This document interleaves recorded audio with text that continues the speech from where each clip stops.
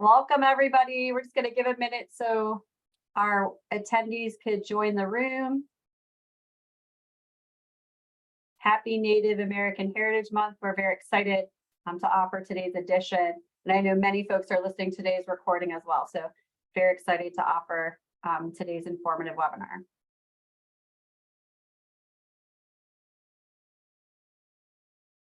All right. Well, I do want to start by just saying I'm Sheila Fleischecker. I've had the tremendous privilege of leading our NIFA food and nutrition security team and creating this webinar series, and I've just received tremendous feedback on how it's just an opportunity both within NIFA, within the USDA, and with our broader external community to just learn a little bit more about what we're doing to advance food and nutrition security. Just Monday, normally we don't have our webinars that close together, but on Monday we hosted 2 tremendous youth ambassadors, and we'll have that recording and their impact essay shared with our NIFA community soon. We also just hosted an edition focused on local and regional food systems, and in the chat we'll have shortly the webinar recording, the new local and regional food systems topic page, and a new fact sheet. Please be patient as we work to ensure all our prior editions are posted to our NIFA Food and Nutrition Security webinar series page listed in the chat. And we always welcome feedback on future editions you'd love to hear. Before we get started today, I want to share our non-discrimination statement. NIFA has been trying very hard to integrate diversity, equity, inclusion, accessibility into all we do. And part of that is sharing our non-discrimination statement and providing closed captioning services today. I want to provide a couple other housekeeping items. After Director Heather Dawn Thompson's presentation, we will welcome questions to her directly. So please use the question and answer function, not the chat box, to submit any questions. Then we'll have our NIFA presenters take all their questions at the same time at the end of today's presentation. So please, again, use the Zoom Q&A to share those questions. Natalie Christophes, who works at the USDA Food and Nutrition Service and is their first tribal liaison, is unable to join today's discussion because of a family emergency, but she very much will be sharing some relevant food and nutrition security, food and nutrition service resources and key takeaways in our follow-up meeting. So please pray for her family as she deals with an emergency today. I also want to alert all registered attendees, and those we had many who were not able to join live today, that all of our webinar materials will be posted on our NIFA Food and Nutrition Security webinar series page. And I also want to alert you to future editions. We're probably going to focus on late January, hosting an edition with our USDA Center for Nutrition Policy and Promotion colleagues. They are taking the lead on making MyPlate, the federal symbol for nutrition, a household name. We're going to be highlighting ways our agency, the National Institute for Food and Agriculture, is already helping to do this work and ways we're looking to enhance these efforts. Also in early 2024, we're hoping our new director, Dr. Meserow, can join and kick off a joint webinar really highlighting our work across climate change, food systems, and nutrition security. We had an earlier edition where we were highlighting just ways our 2 teams are working together. We have so much progress we want to highlight. We look forward to sharing that with you in early 2024. Assembled in early stages of the Biden-Harris administration in January 2021, I mentioned that I get the privilege of leading this NIFA Food and Nutrition Security team. I do that with a strong leadership team of Dr.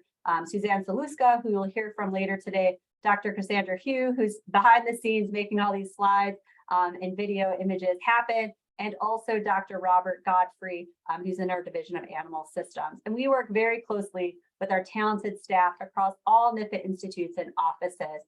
Very much many of them, including Amber Gellett on today's call, Stephanie Morris, and Danielle Farley, really make this webinar series a dream come true. And also our comms liaisons with Matt Browning and LaRochelle Samuel Smith. So very much want to thank our team for all the work they've done. They've really been at the forefront of responding to the Secretary's priority to tackle food and nutrition security.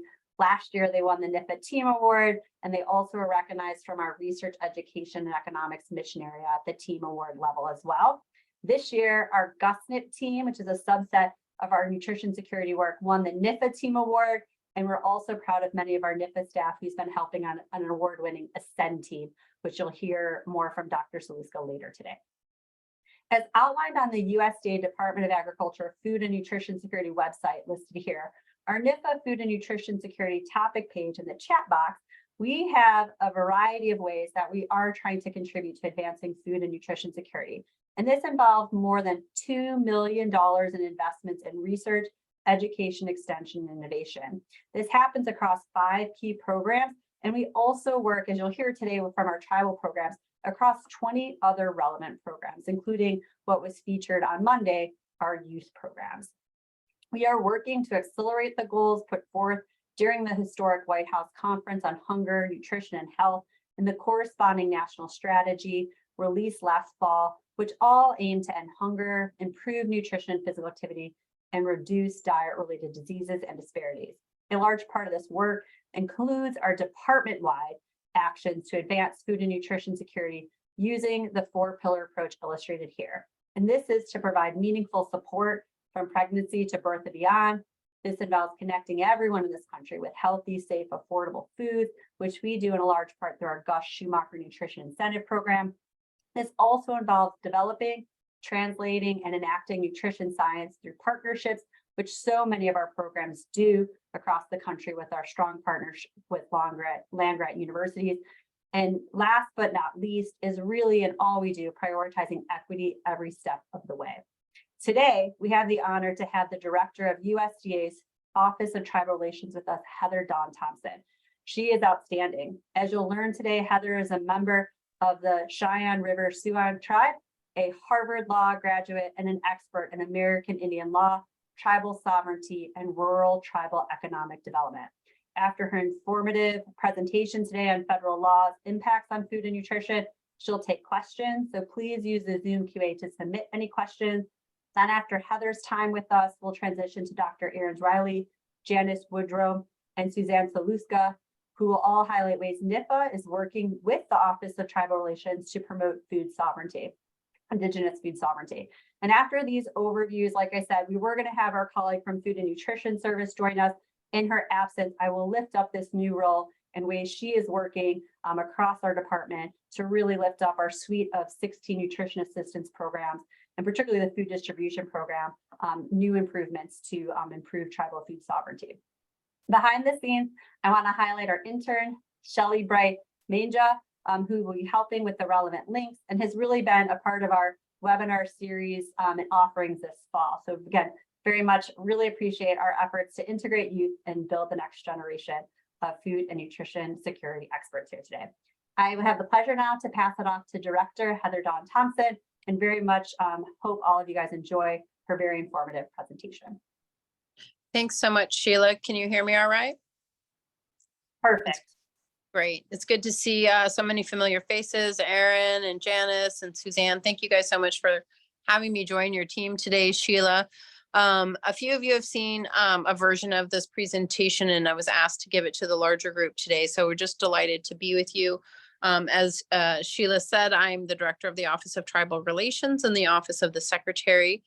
And it's Native American Heritage Month. And so we're delighted to be talking about tribal foods and Native American history. So I've sent Sheila a couple links that I'm going to ask her to put in the Zoom. I'm actually on my phone because goodness forbid our internet actually work in our office. So hopefully everything moves smoothly here.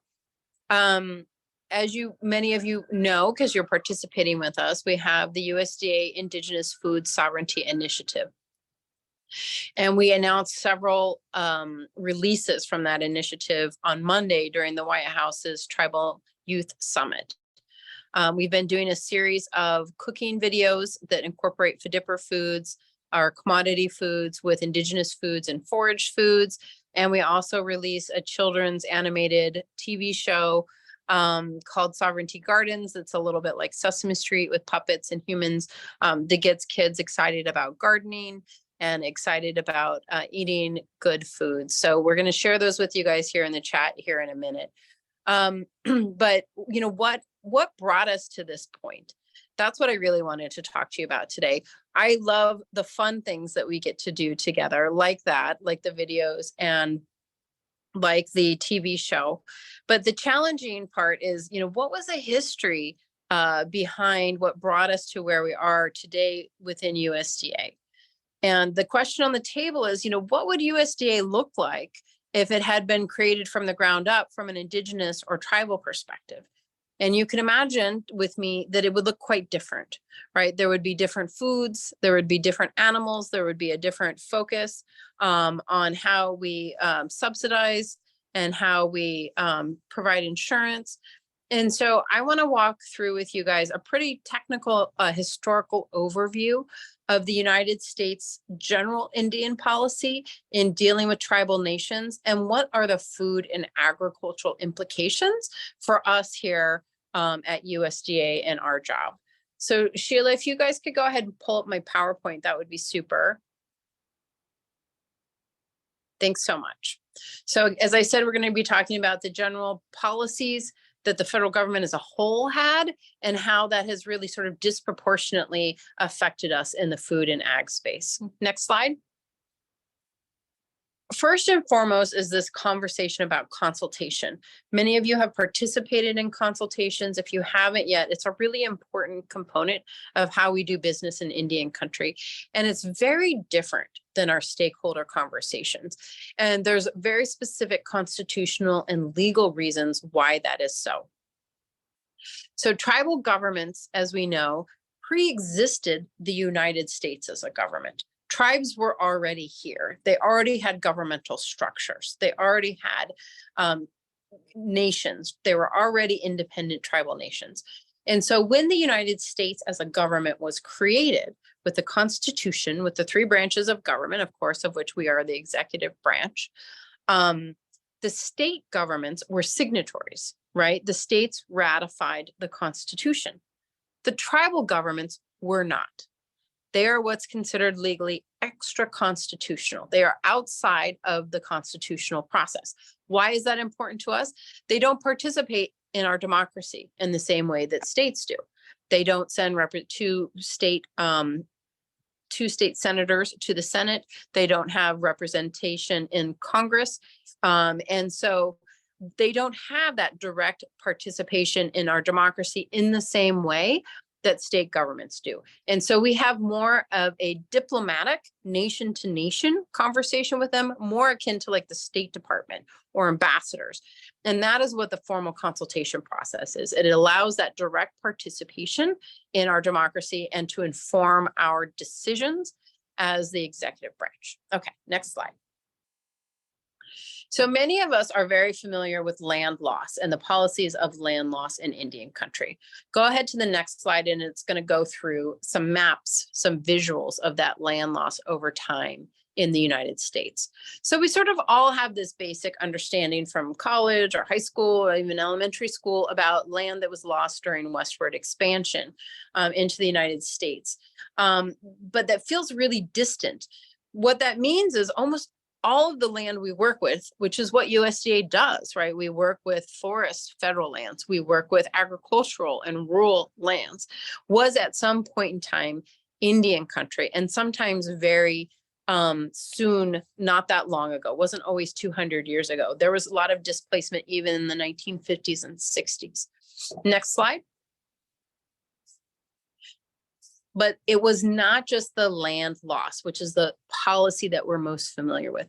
The United States went through a whole series of policies. I do not expect you to memorize these policies. I'm going to go to the next slide and then back to this slide. This is what I want you to remember from this slide, is that the policies were wildly vacillating back and forth over the years. So now go back to the slide before. Thanks so much.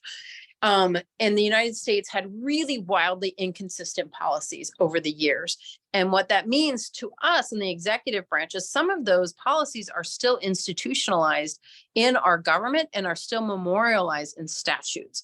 So one crazy example is until like it was either last year or the year before when it got changed, there was still on the books the law that Native Americans had to forcibly allow their children to be taken to boarding schools, or they would lose their commodities or their rations. That was still the law. That was still federal law until last year. So here what you see is the war and treaty making, which we're most familiar with. And then it's the pendulum swung. And the United States said, okay, we're not going to make war with you anymore. We're going to make you like us. And the reason why this particular one is so important to us at USDA is that the goal of the assimilation and land allotment was to make Native Americans Western by making them farmers. Almost everybody's treaty had some sort of provision in there about, hey, we're not going to have war with you anymore. And in return, you're going to get to stay on this reserve land and you're going to become farmers. And we're going to teach you how to become farmers. And some of the treaties even said, and we'll buy your goods, we'll buy your food from you. And it went back and forth and back and forth. In the 1950s, the government was like, you know what, we're done. We're going to terminate all the tribes. That was really unsuccessful. We sent the children to boarding schools to try and force assimilation, to prohibit them from speaking their language and practicing their religion. And it caused many, many generations of dysfunction. And so finally, in the 1970s, the United States government as a whole said, you know what? We are not doing a good job. Everything that we have done in Indian country, frankly, has only made it worse. We've created generations of problems. Our new policy is the tribes know best. This is what self-determination means, if you guys have seen that anywhere. The whole goal of the tribal self-determination policy for the United States is to defer to the tribal nations themselves as often as possible. Let them make the decisions. Let them implement the programs, including our federal programs, and really empower the tribal nations themselves. Okay, next slide. Sorry, I know I've got a tight time frame and a lot of slides, so I'm going to go quickly here. Okay, so what does this mean from an ag perspective? We know about the land loss. Okay, these deals meant we signed these treaties, you lost your land, you got to put on these reservations. So what does that mean for us at the United States Department of Agriculture? Here are 4 themes that really resonate and impact our work at USDA. One is the United States purposely destroyed indigenous foodways, and I will talk a little bit more about each one of these. Number 2 was that we forced adoption of Western farming, which I just briefly mentioned. Number 3, we did not provide the land or the resources that were necessary to actually implement this new policy of farming and ranching. And then number 4, we actually punished folks, including through withholding of food if they didn't perform those Western farming techniques. Okay, next one. Okay, destruction of indigenous foodways. Next slide. What do I mean by this? This is a really common form of war, right? Is to cut off people's access to food. This is done in countries all across the globe. If you cut off people's supply chains, if you cut off their food, then you are going to have the upper hand in war. And that's exactly what the United States was war with the Indian tribes during this time period. And that's exactly what they did. So I'm going to use the Great Plains as an example because that's where I'm from. And so what you see is buffalo skulls, but this was repeated with salmon and access to salmon and other foodways throughout the United States. So in the Great Plains, many of you joined us last week for Ken Burns' PBS show, The American Buffalo. And Sheila, I didn't send you that link, but if you could Google that and put that in the chat, that would be great. Which fully documents the history of the United States participation in destroying the buffalo as a whole. We went from 70 million animals to less than 100 in order to cut off the supply chain of food and to control the behavior of Native Americans. Hold on one second. Okay, forced adoption of Western farming. Next slide. So as I shared with you, I'm going to use the Great Plains, South Dakota as an example, just because that's where I'm from. Next slide. Okay, so many of you are familiar with the Black Hills. Go back to the slide before this. The Black Hills are the mountains in South Dakota. This is a map of South Dakota. The Black Hills are on the white part on the far left. And that is where gold was discovered, right? And so gold was discovered after the treaties were signed. And so the army was called by the settlers and the gold folks to remove the natives that were still in the Black Hills. And they were removed from the white area on the far left in the Black Hills onto the pink areas, which are the Indian reservations today. Next slide. And the United States Congress passed an act in 1877 when they moved the tribes, and they said, okay, we promise this is the last time we're going to move you. And since we're moving you, that we're going to teach you the work of civilization, specifically instruction in mechanical and agricultural arts. So I wanted you to see this language, like how very purposeful and specific it was that they were being moved to the reservations to become agriculturalists, to become Western style farmers. Next slide.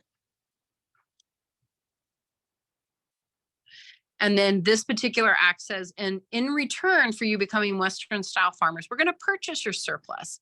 We're going to buy your food, and we're going to hire you to implement the food programs that we employ on the reservation.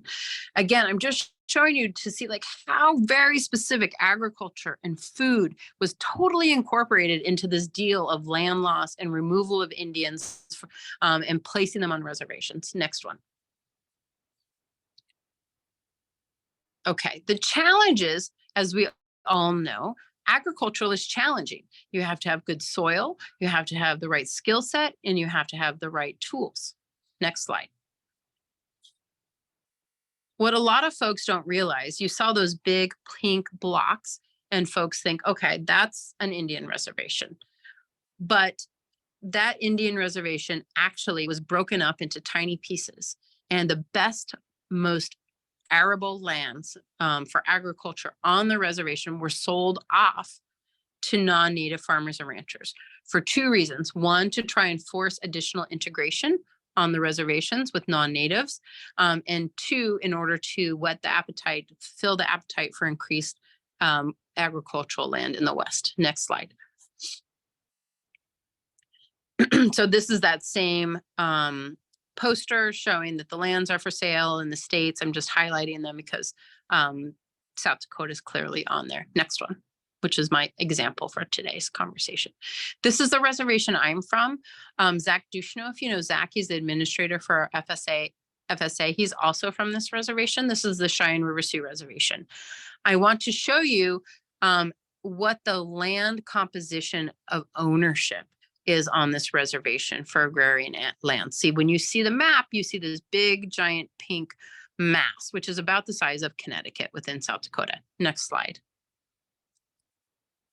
This is a map of the actual land ownership of that exact same parcel, that exact same Indian reservation. Without telling you who owns what lands, I'm sorry, without telling you where the good lands are and where the water is, I can tell you that the gray parcels are native owned and the white parcels are non-native owned. And you can tell by looking at this map where the best agricultural lands are and where the best water access is. You can certainly guess. Next slide. So that has huge implications, obviously, for where our resources go. When we say we're serving an Indian reservation, who are we serving on the Indian reservation? Which lands? Who got those lands? How did they get those lands? Lots of questions raised there. Then this last one is control and punishment. This is really important because it affects the attitude in Indian country of how they view us at USDA and our food programs and the work that we do. Next slide. Okay, so I'm going back to that same act, the Act of 1877. Again, just using the Black Hills and the South Dakota as an example because it's where I'm from, but you're going to see the same type of thing throughout the United States. So it might be a little hard to see, but on that bottom paragraph in yellow, I have highlighted no rations, so no food shall be issued for children between the ages of 6 and 14 unless they should regularly attend school. And I think I shared with you already, regularly attended school, in this case, was being forcibly sent to boarding school, at least until the 1950s, 60s, 70s. Some of those schools were still around, and it was still on the books in statute until last year. Next slide. This is an example of an actual rations ticket. You know, now we call it the commodities program. It's not exactly the same thing, but the food boxes that go to Indian country, many in Indian country see them directly related to the rations that were issued to them under the treaties. Next slide. This is a picture of Carlisle Indian School. This is one of the first boarding schools in Pennsylvania, Carlisle, Pennsylvania. You may have seen this picture before. These are Native children that are no longer in their Native clothing, that are in military uniforms. The theme of that school and of all Indian boarding school was to kill the Indian and save the man. So prohibit them from speaking their language, eating their foods, dressing in their traditional dresses, and assimilate them into Christianity, into Western culture. Next slide. Next slide. This was very common before and after. The schools took great pride in this, but you can see how this was directly associated with food, with the federal government and your food allocations. If you did not allow your child to be taken away to go through this process, they were not fed and you were not fed. Next slide. So what does that bring us to today? How is this very heavy history that we did not directly participate in, but how does it affect us now? We are federal government employees. We are representatives of the United States government. We are recipients of this history. Next slide. This brings us to this conversation about Indigenous food sovereignty. What the heck does this mean? Next slide. It means empowering tribes to have sovereignty, control, decision-making over their own foodways. You can see the lack of control that they had in the past. You can see the purposeful destruction of those foodways. You can see the federal government's use and manipulation of food and agriculture in order to control the behavior of tribes, and have an appreciation for the complex feelings that Indian country has towards USDA and our programs. So this is about restoring Indigenous foodways, bison, salmon, wild rice, supporting the growing and processing of their own food, supporting Indigenous foraging practices, supporting Indigenous agricultural practices, eating healthier Indigenous foods and incorporating them back into our meal plans, our school lunches, etc. Next slide.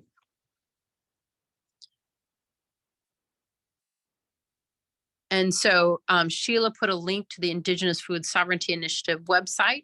That's just some of the things that are coming out of the Secretary's office, but across the department, people are starting to change the way we do business to better incorporate Indigenous plants, Indigenous animals into our processing, into our foods and recipes for school lunches. We're doing videos on foraging and supporting foraging in the Forest Service. We're talking about helping market, like we said in that treaty, we'll buy your goods, helping market Native American producers. We're working on Indigenous seeds and propagation of those seeds. We just did a how-to manual on how to transition from cattle, which were brought by the federal government and forced on these communities, back to bison. How do we restore bison, which is important to my area, at least salmon for the Northwest, by example, bison for my area. So I'll pause there.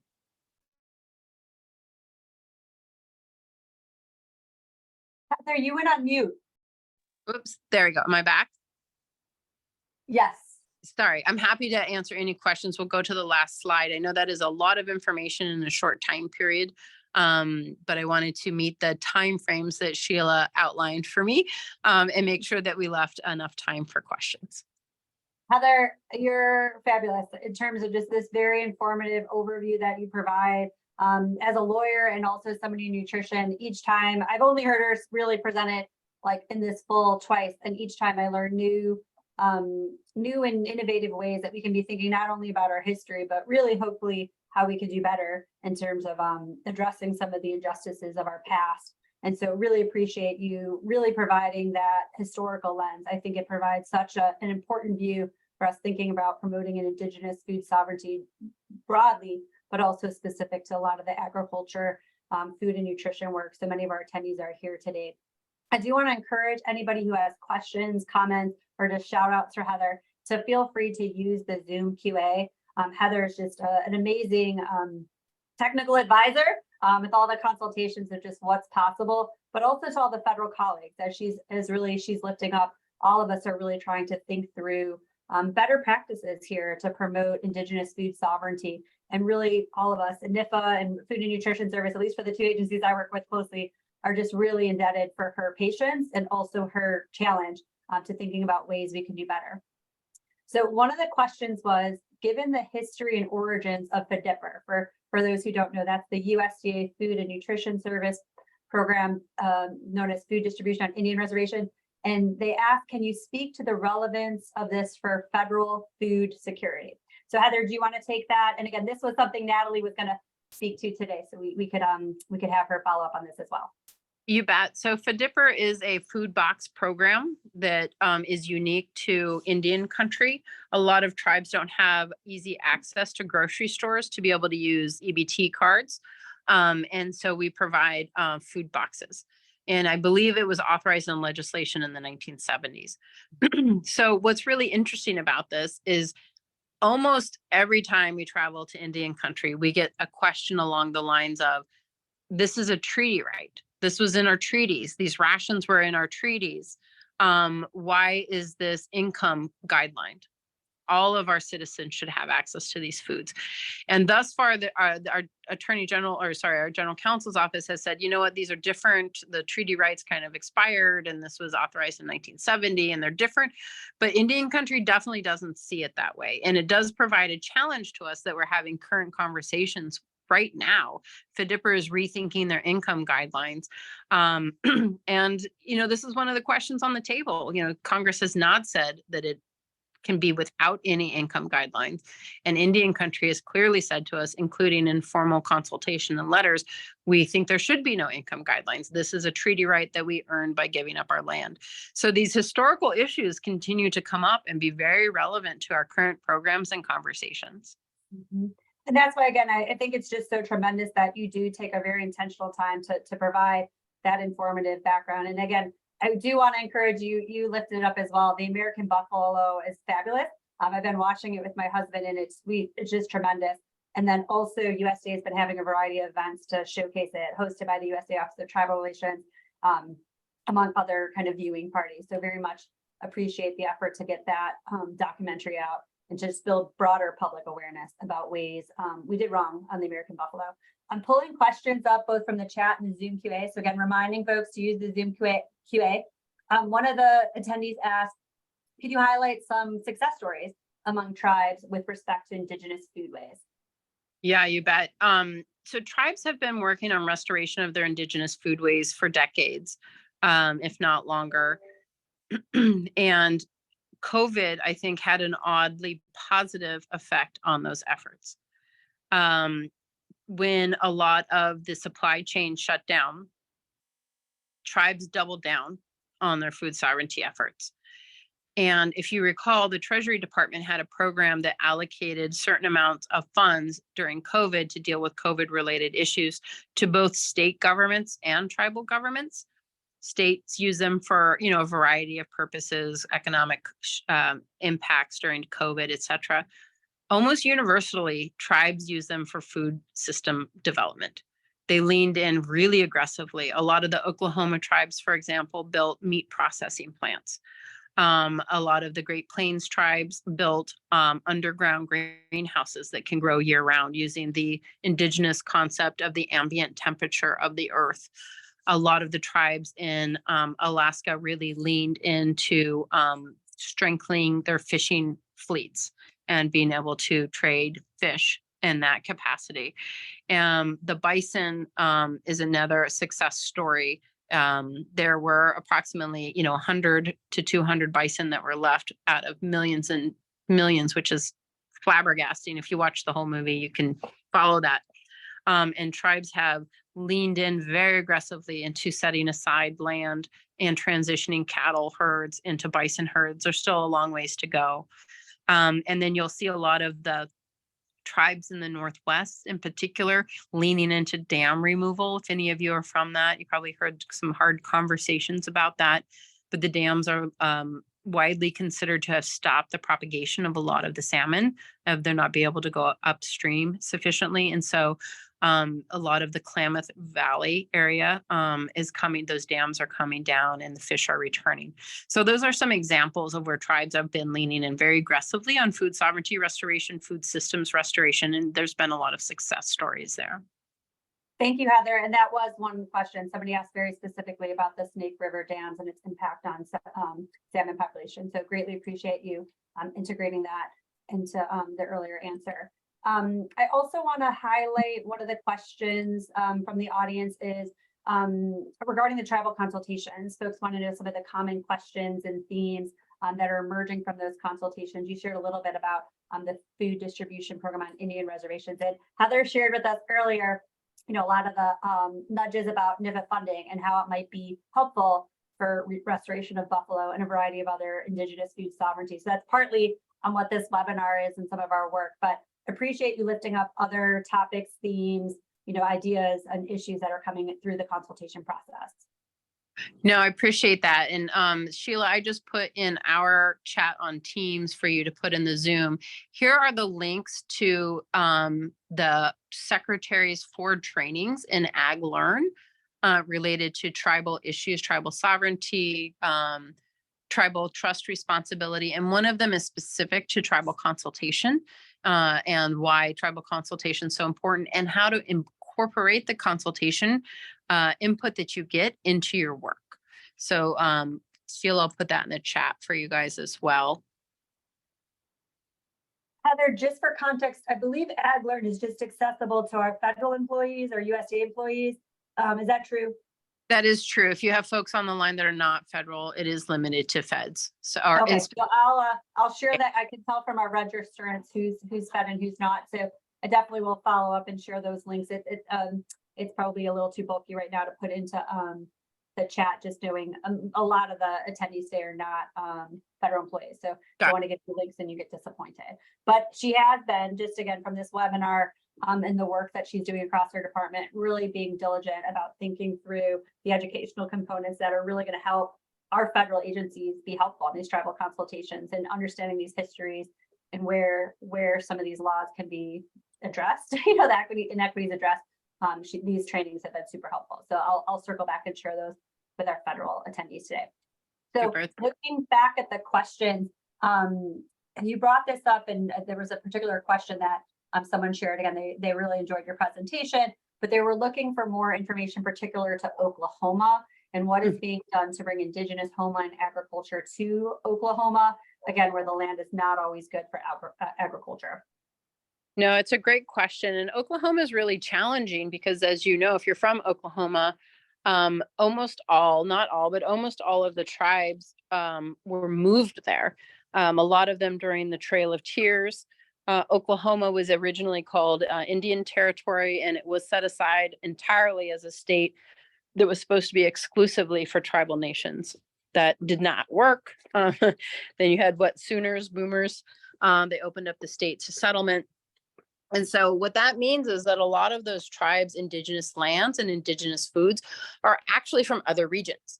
So the Cherokee Nation is a really good example. The Cherokee Nation originally came from the southeast of the United States, the Georgia, North Carolina, Florida component. And so a lot of their indigenous foods that they really identify with are from those regions. And they have been going back to those regions, including in partnership with the Forest Service, to do seed collection, to try and grow back some of those indigenous foods in Oklahoma where they are now. So that's been really interesting to see. Cherokee Nation actually has one of the largest indigenous seed banks in the United States. So for those of you that might be interested in that, that is a really strong place to start and visit with them. They're very knowledgeable and open about that. But that is challenging because Oklahoma is not particularly hospitable in all of its areas. And it is also removed from the location of the original indigenous foods for a lot of those tribes. All right, well, I do want to be mindful of time because we do have our NIFA presentation. And I do know we're really gracious to take Heather's time during this very busy time for in terms of celebrating Native American Heritage Month. I know I are already on 2 speaking engagements. So I'm going to try to tie up a couple of questions together, but very much appreciate these questions coming in. And I will circle back with Heather and her team to make sure we get them all answered and these get shared back to attendees. But for the sake of time, I'm going to ask 2 more questions of Heather. So apologize if I don't get to your questions live. I think, Heather, one of the biggest things that our attendees are asking and really want to know is, whether you're Indigenous or you're not, how best can we really help with promoting tribal food sovereignty? So what are some practical things both for our USDA employees and for our non-USDA employees who are listening today? Where are ways that they can help? You bet. I mean, one of the most important ways that we can help is buy Indigenous foods, buy native produced foods and support the economy so that those tribes and those producers can continue to build those food systems and to promote them, right? I mean, Thanksgiving is coming up, being very mindful about the foods that you're using. If they're Indigenous to the United States, turkey, potatoes, tomatoes, corn, squash, right? All of those things are Indigenous foods to the United States. And then there are things like beans. I'm going to show you guys. Let's see. Does that show up? These are temporary beans. There's actually a website for buying Indigenous foods. I'll send that to Sheila and she can put it in the chat too. So these are temporary beans. I know you asked me about Oklahoma, which is a harder question, but I think this is a really interesting from Arizona, from those of you from Arizona and New Mexico. We import a lot of beans, but temporary beans are actually Indigenous to the United States. And they are one of the few beans that can grow in arid regions. They require very little water. They're a climate change friendly bean that is Indigenous to the United States, and very high in protein and fiber. Just switching from your regular beans that you incorporate to this Indigenous bean supports this tribe, supports this region, and encourages more growing and propagation of Indigenous food. So that's one example. And this is actually, we're having an internal USDA cook-off. Sorry, folks that are not USDA. On November 30th, we're having not a chili cook-off, a bean cook-off. The secret ingredient is temporary beans. You can come pick them up from us, and anything you want to make, you can enter into the competition. Thank you, Heather. And I will follow up with all the links shared today, and then also any additional ones Heather's going to share. And again, just looking at the questions coming in, I'm sure she could be able to handle those by email, and some of them we'll be able to address with our NIFA colleagues today.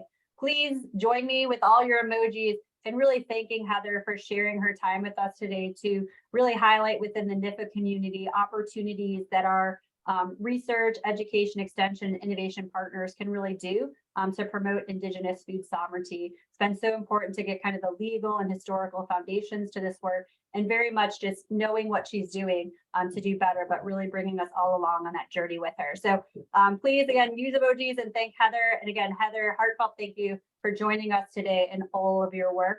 I'm going to let her jump off and do the work that she's talking about. And then I'm going to transition to my colleagues here at NIFA. We really do want to live up to Heather's challenge to do better here to promote Indigenous food sovereignty. And I really do want to echo from our NIFA leadership.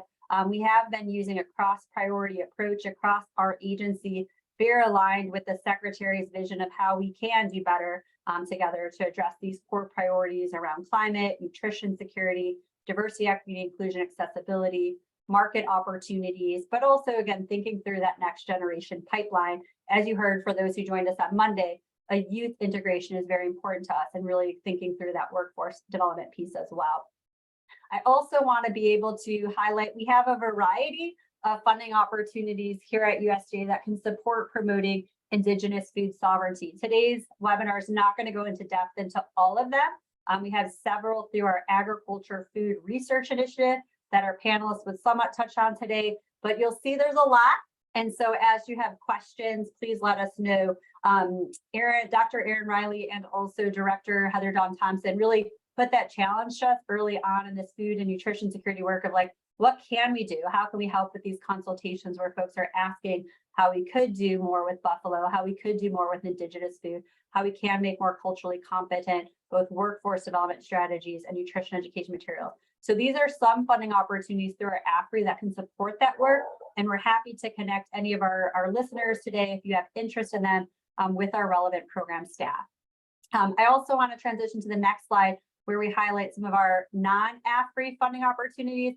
So again, NIFA has a variety of funding opportunities, both in our competitive and capacity and other funding forums to support promoting Indigenous food sovereignty. Dr. Saluska will highlight a couple of these programs and their progression today around promoting tribal Indigenous foods.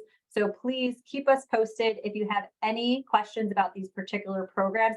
Some of them have various webinars specific to these programs too, and we're always happy to provide technical assistance, particular to our tribal leaders and communities and those working with and partnering with tribal communities to do this work. So please don't be shy to circle back.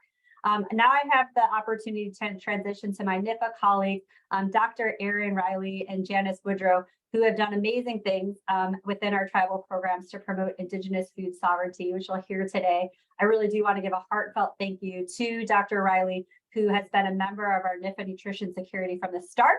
And right away, she's charged us with what are we doing around tribal Indigenous foods and where can we do better? And it's just always been super responsive of ways to lift up our tribal communities in the White House conference work and also in our broader food and nutrition security work. And then now more recently as we work on cancer moonshot. So again, I will pass it off now to Dr. Erin Riley. Her name doesn't seem to be coming up on the slide, so it might be an animation thing. And also she'll pass it off to Janice. Erin, I'm passing it to you.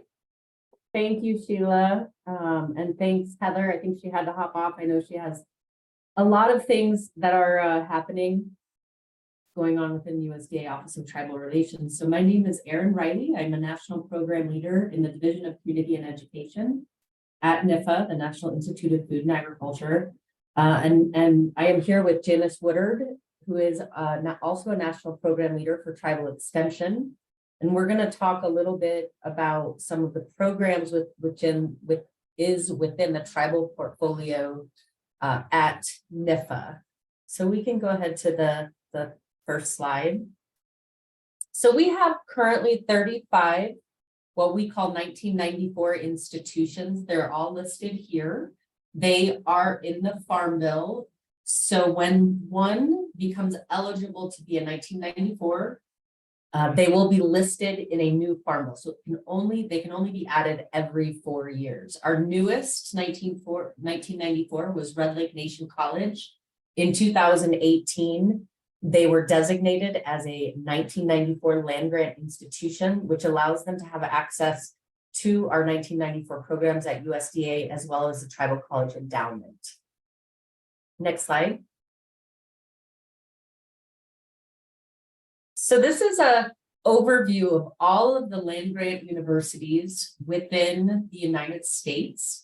What I would really like you to focus on are the black squares. And if you'll notice the locations of the 1994 institutions, they're really in the northern part of the United States, as well as the central part. You have a few in New Mexico, which is where I'm located in Albuquerque, New Mexico. And then you have some in Arizona. We also have a tribal college in Barrow, Alaska, Ilisavik College, which is on the northern part of Alaska. And then you have no 1994s on the eastern part of the US and only one really on the western side, which is Northwest Indian College. DQ you'll see is there, but that one is not in operation currently. So it does not have access to USDA programs. Next slide. We're going to go over pretty quickly a high level overview of the tribal programs that we have. We have a Tribal College Endowment Program, which is it's a formula from a corpus that was set up by Congress, and each school gets a 40% across the board split of endowment, and 60% of the formula is based on Indian student count. We get those numbers from Bureau of Indian Education. We also have a Tribal College Equity Grant, the Tribal College Extension Grant Program, which is both a capacity and a special emphasis program. The Tribal College's Research Grant Program. A new program that started in 2020 is the New Beginning for Tribal Students and the federally recognized Tribes Extensions Program. And we're going to go into these in a little bit more detail. Next slide. The Tribal College's Equity Grant Program is designed to help with tribal education.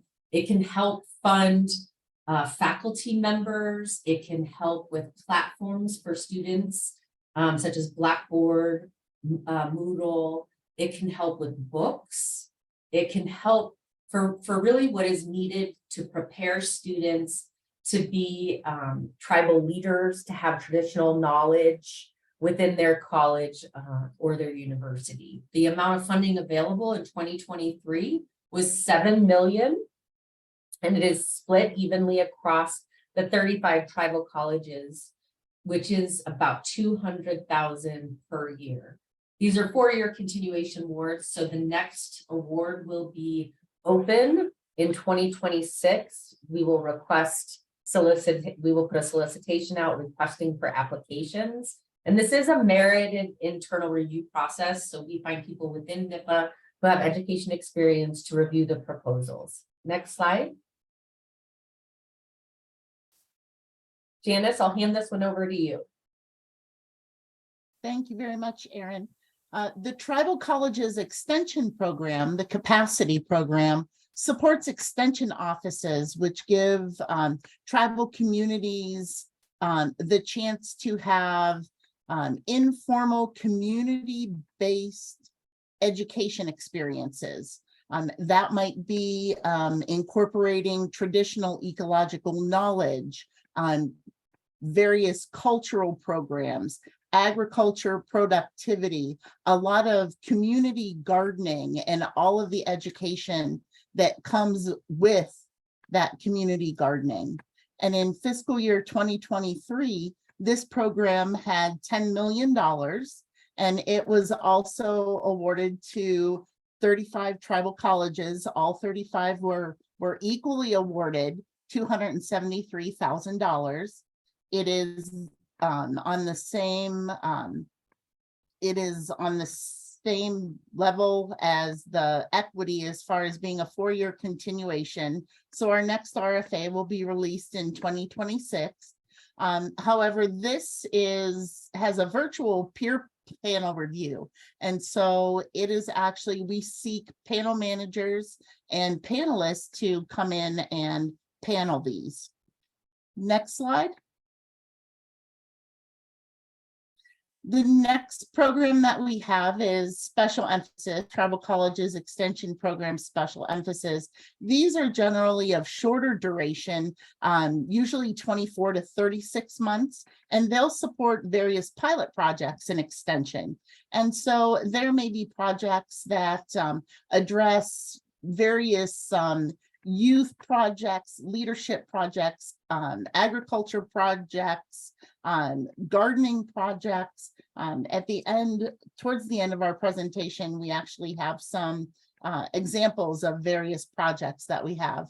And this year in 2023, we had $1 million, and we're able to award 5 tribal colleges.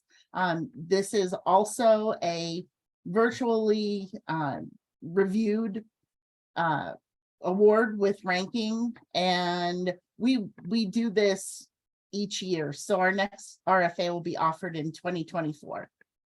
Next, and I believe it's on to you, Erin. Okay, the Tribal Colleges Research Grant Program, it's focused on development of leadership skills. Ecological knowledge is something that we're really trying to cultivate and get more proposals based around this. We also have a lot of genetics projects. We're going to share some of the really interesting, amazing work that the tribal colleges are doing. This recent year, we incorporated a conference grant within our Tribal College Research Grant Program. And so this hopefully will allow for more synergy for the 1994s to talk about the different research that they're doing and be able to leverage each other. The total funding for this program is $5 million annually, and the awards currently are ranging from $150,000 to $650,000. The projects usually last between 2 to 4 years, and this also is reviewed by peers. And when we try to find peers, we try to find peers within the 1994 community, tribal extension, or that are well connected with tribal research so that we can get a fair ranking of these particular proposals. Next slide. The New Beginnings for Tribal Students program was put into legislation in 2020. So that was the first year of this particular program. Its funding is $5 million annually. There is some some different legislative requirements for this particular program. But the congressional intent of the New Beginnings for Tribal Students was to get more tribal students to graduate from land grant institutions. And when they say land grants, they're saying the 1994s, the 1862s, and the 1890s. So these funds can be used for recruiting, they can be used for tuition assistance, experiential learning, they can be used for counseling. There's a lot of innovative ways to make these institutions more comfortable for tribal students so that they stay throughout the entire time of their college education. Next slide. Janice. Thank you. And our last program that we have is the Federally Recognized Tribes Extension Program, otherwise known as the FERTEP program. And what that does is it's awarded to 1862 land grant institutions to establish an extension presence and support extension outreach on federally recognized Indian reservations and tribal jurisdictions of federally recognized tribes. And so they are doing wonderful things, especially with youth in various 4-H programs. In some places, they also have excellent livestock management programs. And so this is really caters to what the tribe needs on their reservation. In fiscal year 2023, we had approximately $4.3 million, and there were 37 projects that were awarded approximately $110,500 in fiscal year 2023. Historically, this project was only open to 1862 universities, but in the 2022 RFA, it was actually opened to 1994 institutions. And so we actually have 2 tribal colleges, Illisavik College in Alaska and Turtle Mountain Community College, that received FERTEP grants. And so once again, these are also on 4-year continuations. So our next RFA will be in 2026, and they are also reviewed with a peer panel. Next slide.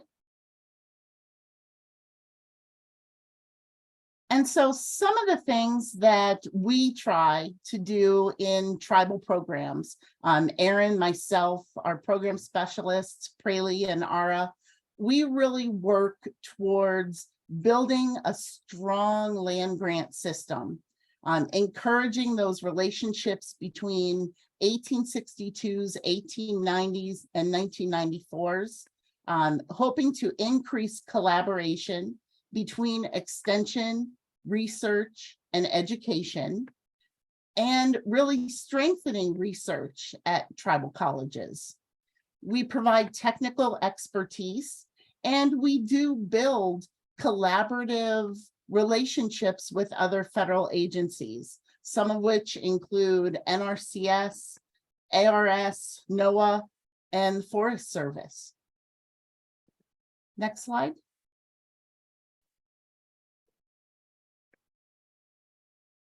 So what we want to do is just highlight some of the programs for you that have been funded out of these different grants and these different grant opportunities. So in 2021, Fort Peck Community College applied for a tribal college research grant. And what they were looking at was the prevalence of diabetes that were increasing across the country, and also how high it was in Native American populations. So what they wanted to look at was the glycemic load and index of staple foods such as potatoes that contained flavanols that have anti-obesity and anti-diabetic effects. So they were testing, with the help of University of Arizona, a low glycemic potato on animals, on mice in particular, and they were looking at their effects on obesity and diabetic state of animals. And then they were doing part of the work at University of Arizona and part of the work at Fort Peck Community College. So they really wanted to see how glucose was transported in the intestines And the factors how these factors would determine if these low glycemic potatoes could lower the effects of diabetes and obesity potentially. Next slide. The other program, the other research program that was applied for was from the College of Muskogee Nation. And this research was done on pumpkins and pawpaw, which are very important to Muskogee foods. And they were trying to grow them and reintroduce them into the Muskogee diet. So orco is a word for pawpaw tree, which is Asimina triloba. And this one I'm not quite sure how to pronounce, but it is the word for pumpkin. And it is what they refer to as the Indian pumpkin. The pawpaw is a tree that produces a large yellow, greenish to brown colored fruit. And it tastes a little bit like banana, mango, and pineapple. The fiber of the tree was used to weave ropes and nets. The pumpkin was an important traditional food for the Muskogee. And College of Menominee Nations research is going to work on not only reintroducing these at the at Muskogee Nation, but also food recipes for the pawpaw and the pumpkin that they've traditionally been used for. Next slide.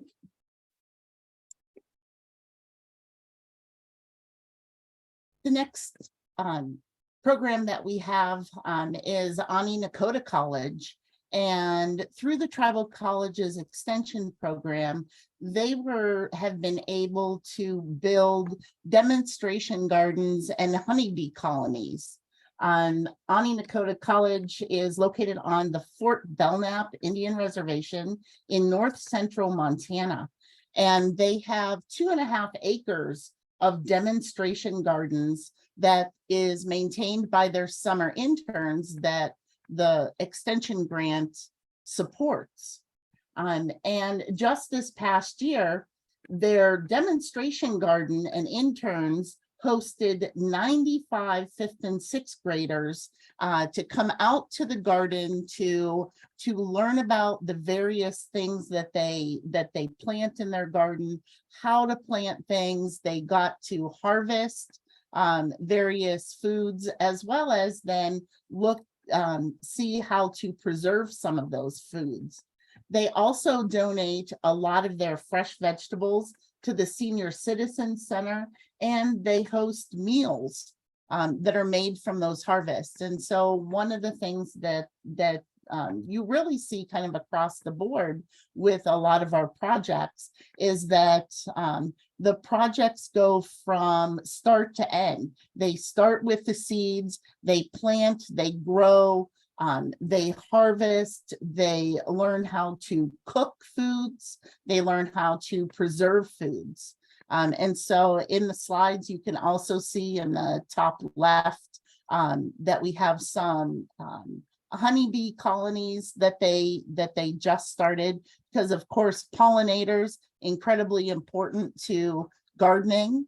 And then they also have, besides within their 2.5 acre demonstration garden, they also have raised beds where they can raise various medicinal herbs and plants, as well as, some of your more traditional plants. I think I can see some cabbage in the garden above.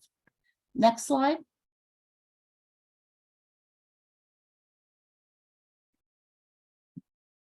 One of our federally recognized tribes extension program recipients was the University of Connecticut.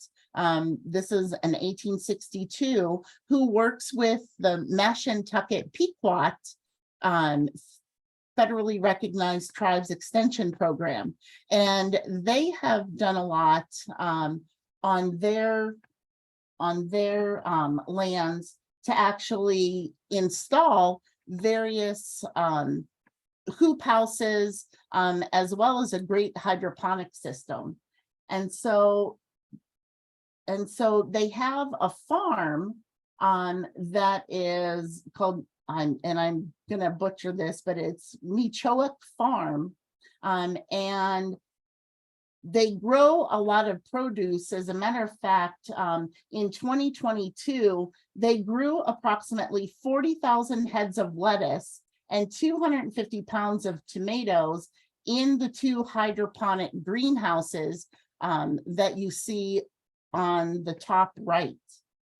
They also distribute farm-grown produce to over 180 tribal members, and they distribute food in food boxes that will contain things like summer squash, pumpkin, winter squash, cucumbers, watermelon, basil, chard, strawberries.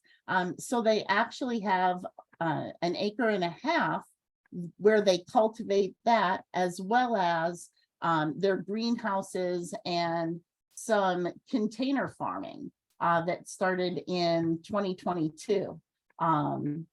You know, where they actually had over 10,000 heads of lettuce harvested just from the container garden.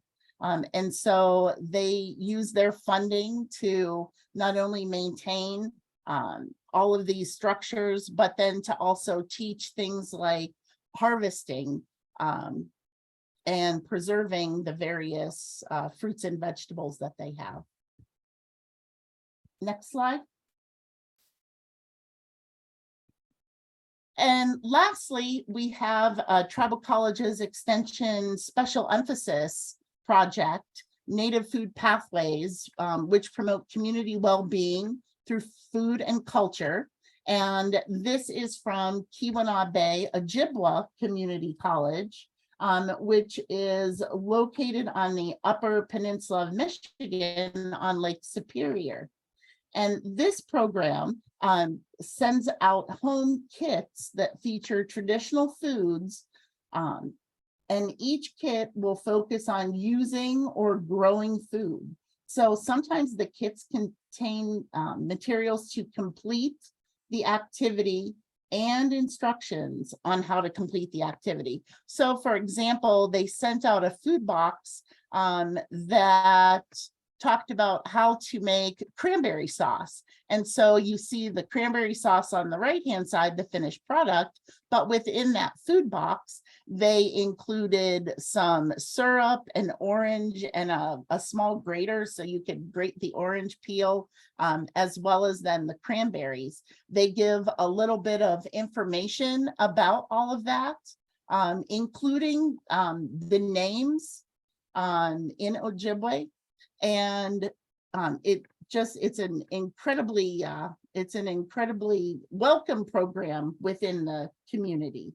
So the other thing that they have is on the left side, they have manuman, and manuman is the wild rice that they grow. And so you can see the finished product, but they also send the manuman out in various for various recipes. So it's a great project that really involves a lot of people and is growing every year.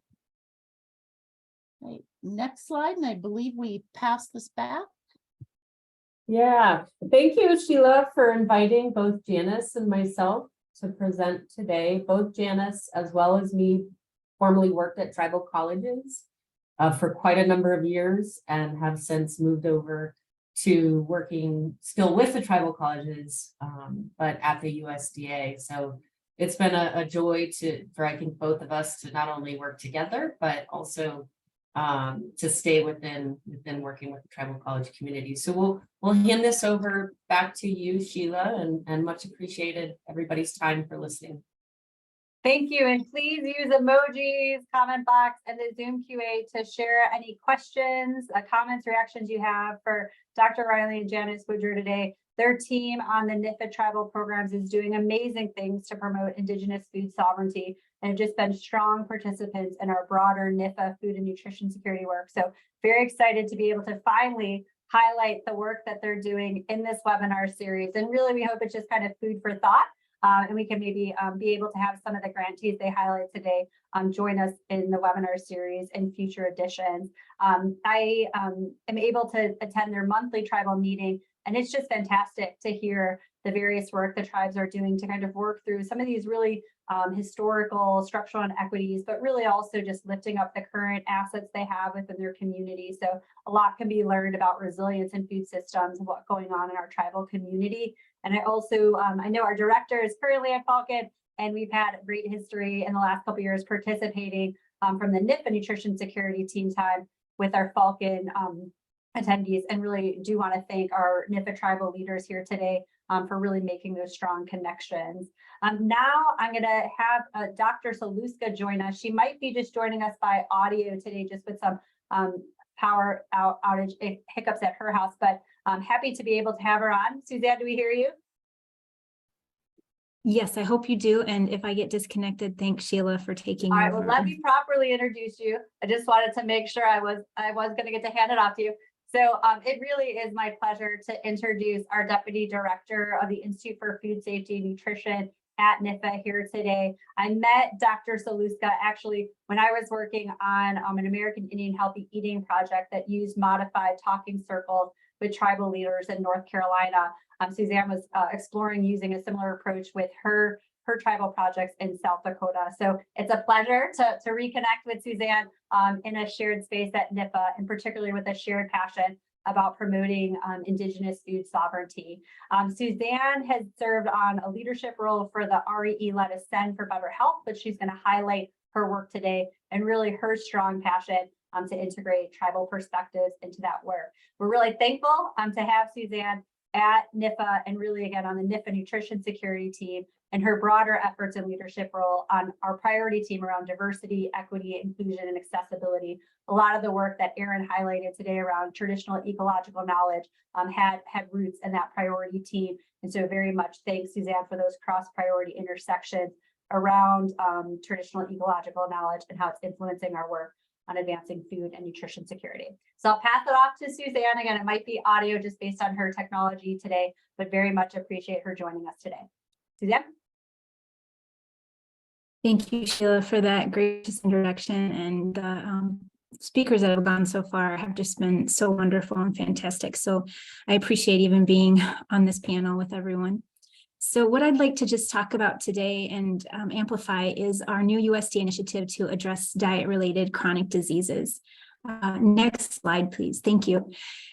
And so we're accelerating efforts in developing community-informed and data-driven approaches. And so Secretary of Agriculture Tom Vilsack has announced the launch of USDA's Ag Science Center of Excellence for Nutrition and Health, or what we call Ascend for Better Health. And he did that on December 5th, 2022. So coming upon about a year now.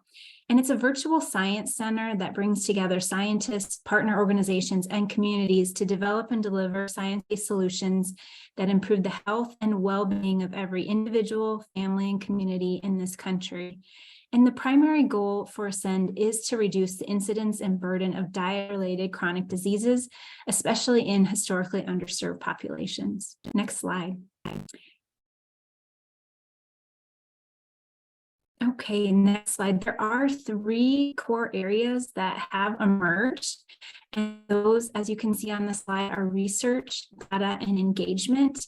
And many of the efforts being led out of NIFA and especially our Institute of Food Safety and Nutrition have to deal with the engagement core, and that's what I'm going to talk to you a little bit about today. So next slide. As part of that core, the NIFA team has been instrumental in coordinating these Ascend listening sessions so far, one including one held with the United Tribes Technical College, a 1994 land-grant university in Bismarck, North Dakota that you heard about earlier from Erin and her slides. And we went there and we worked to engage with their community to better understand the real-world opportunities and challenges around addressing food and nutrition insecurity and diet-related chronic diseases, and how critical to the success of Ascend that is. And so there was numerous NIFA staff, but USDA staff present here at the listening engagement, including Janice. And this took place on May 31st, and you can see pictures from that in partnering with UTC on this community engagement event. And we focused on food, nutrition, and diet-related health disparities in this tribal community, but particularly what we were looking at was in the Great Plains area. And there was over 100 community members, students, and staff who shared back on the variety of World Cafe questions that we had throughout the day in the listening session. And participants had the opportunity to interact with food and nutrition experts during a share fair, which also provided information on federal and local nutrition programs, healthy eating, and relevant community activities. And as you can see there on the right-hand part of the slide, there is a summary report from all of the listening sessions that we produced. But more specifically, you can get the direct link when we put these slides out and in the chat box for the specific report on the exact tribal listening session that came out of Bismarck. So we encourage you all to take a look at that. Next slide.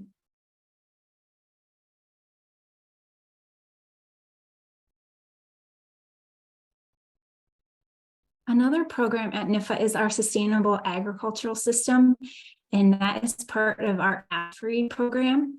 And as you can see, and you can scan to get more information, it really is a systems-based approach about promoting the sustainable supply of abundant, affordable, safe, nutritious, and accessible food or agricultural products, but also while enhancing economic opportunities and improving the long-term health and well-being of Americans. And we are really excited because we have seen more tribal projects work with the territories and those areas emerge as strong projects out of this program. And so if you're not familiar with the program, we always encourage you to apply and to take a look. It is a $10 million program. And so the awards are large, and they do need to focus on that overall transdisciplinary, multidisciplinary systems work. So if you have more information, there's a great webinar out there on our website as well. Next slide. Another program I just really want to highlight is our Gus Schumacher Nutrition Incentive Program. And this program really has 3 different areas, but the 2 that we are currently or will be accepting applications for here in fiscal year 24 are the Nutrition Incentive Program, or NI, and the Produce Prescription Program. And so you can see there the goals on the slide, but it really is about increasing the purchase or procurement of fruits and vegetables by limited income consumers. And it's about bringing together stakeholders from all across the food and healthcare systems and sectors to improve the health and nutrition status of participants. So the next slide actually lifts up the findings.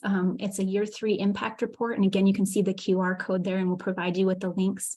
But what we wanted to point out is that these programs and projects do serve our various tribal nations, from the Navajo Nation to the Great Plains area, to Blackfeet Nation in Montana. And so we've worked really hard at NIFA to work with our tribal national program leaders, Aaron and Janice, to really lift up language and new evaluation schemes, giving preference to these proposals that serve these historically underrepresented communities and nations and underrepresented geographies. And so we're excited to say that this has resulted in a 3-fold increase in awards that serve tribal communities. And so you can get to those projects and programs also from the website link that you see at the bottom of the page there. So I think that's it for me. So thank you.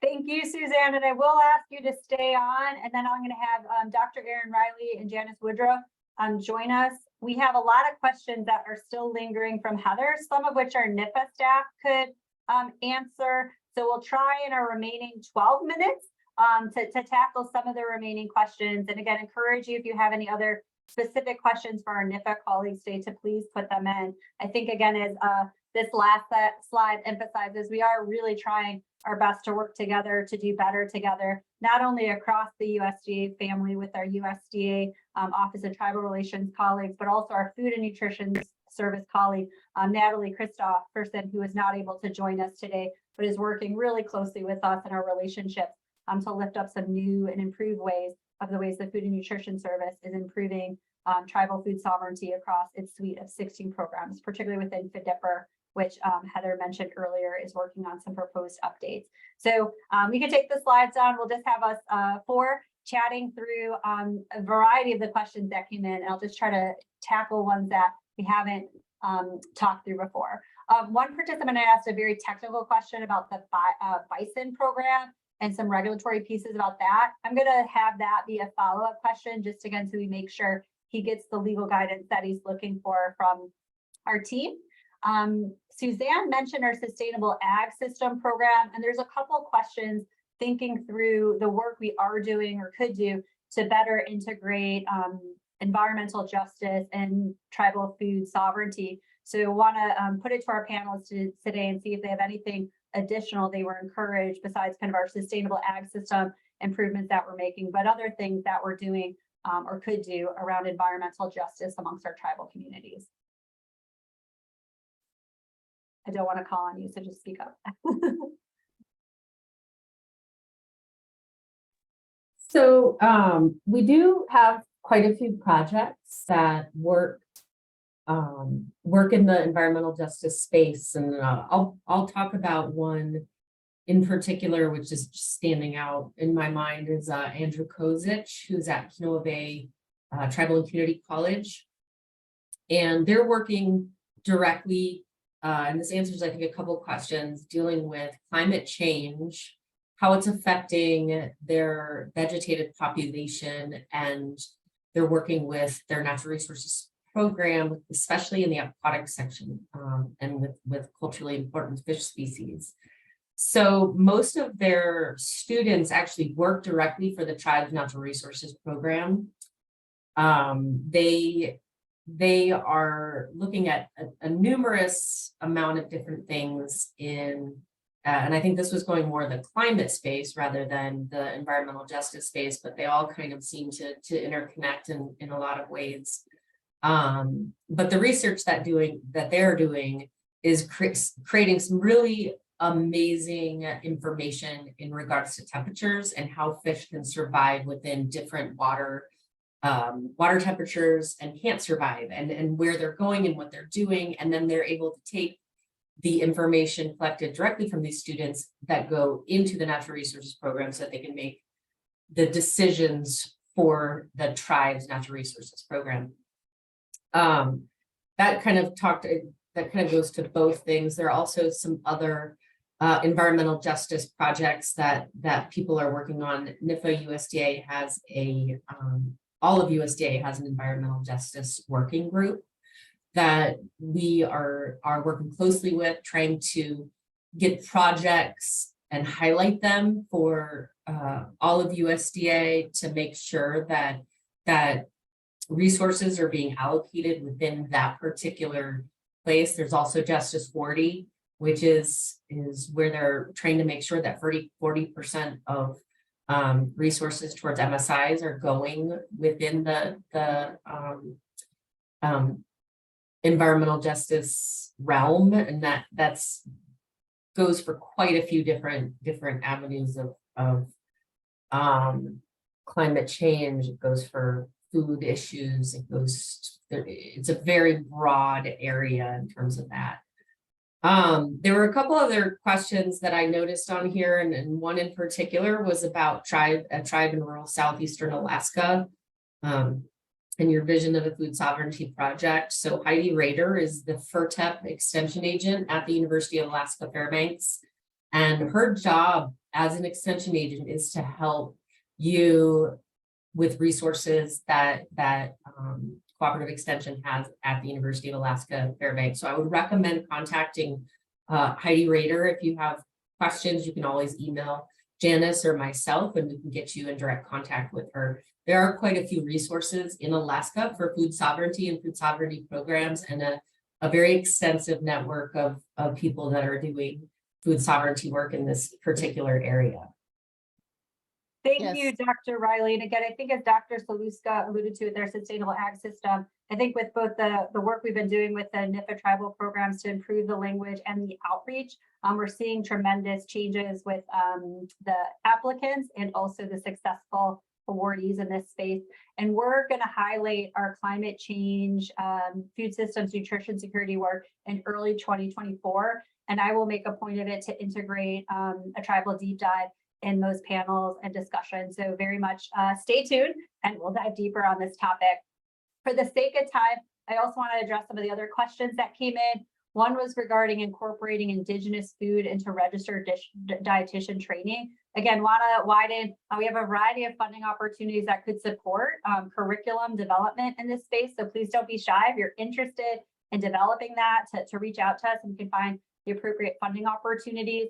We are also working with our food and nutrition service colleagues on WIC Workforce National Development Strategy. And so that's a big area we're very much looking forward to in terms of building connections with our Native American students and that next generation pipeline and that cultural competency for our Native American WIC participants. So if you have any interest in that, please reach out to us, and I will make sure you're connected with the relevant program leads for the WIC workforce work. I also want to lift up a question regarding Native Hawaiians and Pacific Islanders. Within our portfolio of working with higher education institutions, we have a specific focus in that area, and it is a good suggestion for a future webinar. So we will dive deep into that area. And then also I saw Irma on here. We have tremendous relationships with our Hispanic Serving Institutes as well. We have featured our 1890s on a prior edition. And I think, again, as Suzanne is lifting up our work with Southern University, you can anticipate in 2024, we'll have the work highlighted with them and their partners in that space going forward. I also want to highlight, there was a question regarding addressing farmland transition. NIFA actually does have some funding opportunities in that space. So that's something we can consider adding to the mix in our future editions for 2024. And then also, this is something Heather can speak to in follow-up questions, just to get about the broader portfolio at USDA, where we are helping farmers. So it's not limited to just USDA's Beginning Farmers and Ranchers program or our Sustainable Ag Research Education program, but we also have a variety of other mission areas and programs and supporting farmers and farmland transition. So very much want to be able to provide you that additional support. We have a couple minutes remaining before we wrap up today, and I really want to transition back to our 3 NIFA speakers and really, again, kind of set this in the context that we were celebrating Native American Heritage Month. And so it's nice for us to be able to take a minute and pause to think about the things we're doing at NIFA, the ways we can do better together. But I also want to just think practically about ways we can really celebrate this month. I think Heather gave us a lot of food for thought, including purchasing tribal food and also watching the American Buffalo documentary. I wanted to turn to our panelists and see if each of them could share a special way that they're celebrating Native American heritage this month or thinking about. It's just getting started. And then also some of their favorite traditional foods. Our speakers are all from different regions today, so that should be an interesting mix, hopefully, of foods that they'll lift up. So I'll turn to Erin first, then we'll do Janice, and then we'll have Suzanne provide her concluding remarks. Sure, thanks, Sheila. Thanks, and good idea. So I'm in Albuquerque, New Mexico, and New Mexico has quite a number of different pueblos within the state. And so I think on Sunday, I'm going to go to Jemez Pueblo for the feast day and spend some time there and maybe see some dancing and some of the vendors and just enjoy myself and enjoy this month. Thank you, Erin. And Janice, anything special you want to lift up? Sure. Your favorite food? Yeah, sure. I'm actually located in Northeast Nebraska, and I am very close to both the Winnebago Indian Reservation and the Omaha Reservation. And one of the things when I was at Little Priest Tribal College, fall time was time for the Indian corn harvest. And so the process of preparing the corn is called washaw. And so there's also, once you have that corn dried, you can use it to then go through and make a corn soup that is awesome. And usually a lot of times that's incorporated with buffalo, which the tribe has a small herd of buffalo. So one of the things that I kind of miss about being down there is the washaw time. Awesome. And Suzanne, if you're still able to be with us, would love to hear ways you're celebrating Native American Heritage Month or some of your favorite foods. Thanks, Sheila. I hope I'm still coming across okay. My mom is coming up for my son's birthday this weekend, and I was insistent that she bring some Lakota squash from the community garden, and because my 1-year-old son just loves squash. So I'm looking forward to introducing that with him and talking through that with him. So can't wait for this weekend. Thank you. Very exciting. And so to wrap it up, I'm in the nation's capital, and one of the nice gems we have is the Native American History Museum. It's a wonderful museum, and it's actually one of the best places to eat on the National Mall. So feel free if you're ever in the DC area. I always offer to give tours of USDA, and sometimes I just like to meet people at the Native American History Museum for lunch. So offer to meet you up there too. So I'm hoping my kids have off on Veterans Day, as many of us do, to observe our contribution of our veterans, many of which who are USDA and NIFA staff. So I hope to take them on Friday. There's a variety of events that the museum is hosting this month. And again, they have a variety of foods across all the regions to really lift up. I often like spending many years in North Carolina with our tribal leaders there, collard greens. The Native American History Museum doesn't often feature that item, but I always appreciate the native twists that they have to their collard greens recipe and their collard green sandwich that the Lumbee powwow is so famous for. So to wrap up today, again, I really hope we gave a lot of food for thought for ways at USDA that we're promoting Indigenous food sovereignty. There's many questions and many, I think, interests that give us food for thought for our webinar planning for 2024. And hopefully we gave you some food for thought of ways that you could celebrate this month, but also help us in this work to address structural inequities, but also, again, just celebrate the various assets our tribal communities bring to the table around food sovereignty and around addressing food and nutrition security. So greatly appreciate all of our panels today, emojis to all three that were on for the final. And again, a big shout out to the webinar team that really makes the behind the scenes happen. Our comms team, particularly Matt Browning, our closed captioner here today with us, Dr. Cassandra Huey, our executive coordinator who helps with all the slides. And also today, Shelly Bright Manja, am I gonna get this right? Shelly has been giving all the relevant links. So hopefully we gave you a lot of resources to follow up on. And again, open invitation to circle back if you have any questions on these resources. And again, a tour for USDA if you're ever in the DC area. Thank you again for everybody. Have a great week, and please enjoy Native American Heritage Month. Thanks. Bye-bye.